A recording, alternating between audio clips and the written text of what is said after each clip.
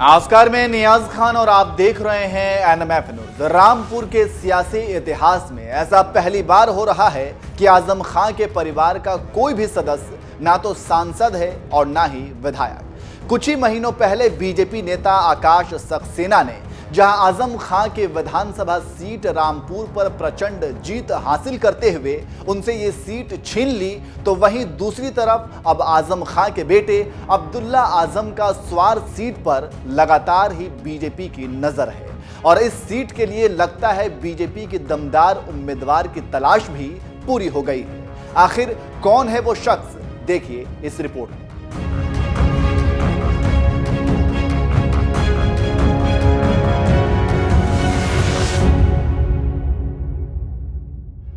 रामपुर की राजनीति पर बात जब भी होगी, आजम खान के साथ साथ जयप्रदा का भी जिक्र जरूर आएगा, क्योंकि यही वो नेता हैं जिन्हें समाजवादी पार्टी ने साल 2004 और फिर साल 2009 में टिकट देकर रामपुर सीट से चुनाव लड़वाया और जीतकर वो सांसद बनी।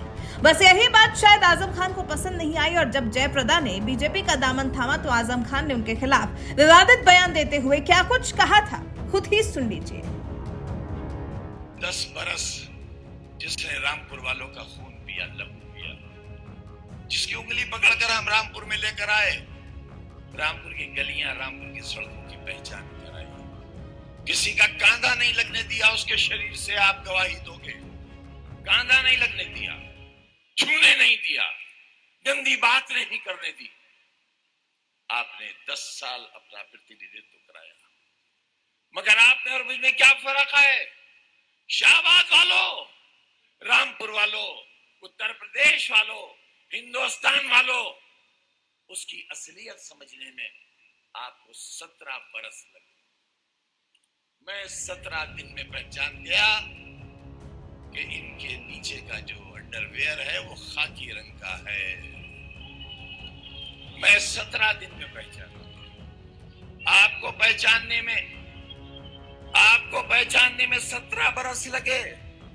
17 बरस, मैं 17 दिन में पहचान गया। यूपी की सियासत में जिस आजम खान का कभी भौकाल हुआ करता था, योगी राज में उनका ये भौकाल और सियासी साम्राज्य उनकी आंखों के सामने ही धीरे धीरे चकनाचूर होता जा रहा है, क्योंकि जिस रामपुर में कभी उनकी इजाजत के बिना एक पत्ता भी नहीं हिलता था, उसी रामपुर को अब धीरे धीरे बीजेपी अपना गढ़ बनाने में लगी है। तभी तो सबसे पहले रामपुर लोकसभा सीट, फिर रामपुर विधानसभा सीट जीतने के बाद अब लगता है स्वार सीट पर बीजेपी की नजर है। इसलिए बीजेपी अभी से रणनीति बनाने में जुट गई है और माना जा रहा है कि इस सीट से बीजेपी जयप्रदा को उतार सकती है, क्योंकि आजम खान की रामपुर सीट से लगातार 2 बार सांसद रह चुकी पूर्व सपा नेता जयप्रदा आज के दौर में बीजेपी के साथ हो गई हैं और सोमवार को ही जब राजधानी लखनऊ के दौरे पर आई तो इस दौरान उन्होंने डिप्टी सीएम ब्रजेश पाठक के साथ ही सूबे के मुखिया योगी आदित्यनाथ से भी मुलाकात की और इस मुलाकात की तस्वीर पोस्ट करते हुए लिखा, आज लखनऊ में उत्तर प्रदेश के माननीय मुख्यमंत्री योगी आदित्यनाथ जी से शिष्टाचार भेंट की।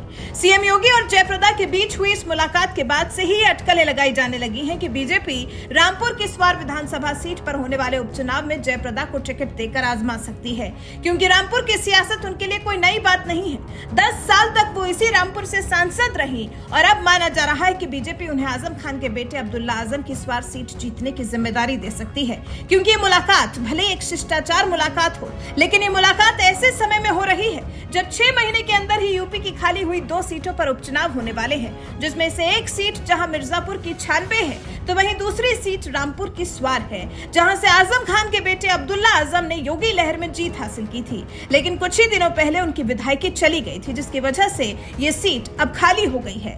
क्यों गई अब्दुल्ला आजम की विधायकी? 15 साल पहले 29 जनवरी 2008 को छजलैट पुलिस ने पूर्व मंत्री आजम खान की कार को चेकिंग के लिए रोका था, जिससे उनके समर्थक भड़क गए थे। इसके बाद समाजवादी पार्टी के कार्यकर्ताओं ने जमकर हंगामा किया था। इस हंगामे में अब्दुल्ला समेत 9 लोगों को आरोपी बनाया गया था। पुलिस ने इस मामले में हंगामा करने वाले सभी लोगों पर सरकारी काम में बाधा डालने और भीड़ को उकसाने के आरोप में केस दर्ज किया था। इसी केस में अब्दुल्ला आजम दोषी पाए गए और उन्हें 2 साल की सजा हुई है, जिसकी वजह से उनकी विधायकी भी चली गई और अब 6 साल तक चुनाव भी नहीं नहीं लड़ सकते। आजम खान के बेटे अब्दुल्ला आजम की दूसरी बार विधायकी गई है। इससे पहले साल 2020 में इलाहाबाद उच्च न्यायालय ने उनके चुनाव को रद्द कर दिया था। न्यायालय ने कहा था कि साल 2017 में हुए विधानसभा चुनाव में स्वार सीट से जीत हासिल करने वाले अब्दुल्ला चुनाव लड़ने के लिए निर्धारित न्यूनतम आयु 25 वर्ष से कम उम्र के थे, जिसकी वजह से विधायकी से हाथ धोना पड़ गया था। और अब दूसरी बार जब विधायकी गई है तो एक बार फिर बीजेपी ने स्वार सीट जीतने के लिए अभी से रणनीतियां बनानी शुरू कर दी हैं। सीएम योगी और जयप्रदा के बीच हुई मुलाकात भी इसी का हिस्सा माना जा रहा है। वैसे आपको क्या लगता है, क्या जयप्रदा सीट पर जीत हासिल कर पाएंगी? अपनी राय हमें कमेंट कर जरूर बताएं।